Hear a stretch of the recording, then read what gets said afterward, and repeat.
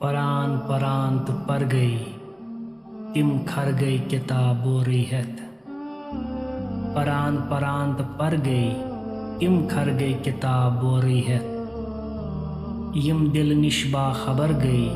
تم نر گئی فضلت عطاہت یم دل نش با خبر گئی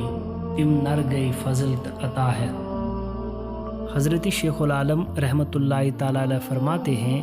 کچھ لوگ ایسے ہوں گے جو کافی تعلیم حاصل کریں گے مگر ان کی یہ تعلیم بے سود ہوگی،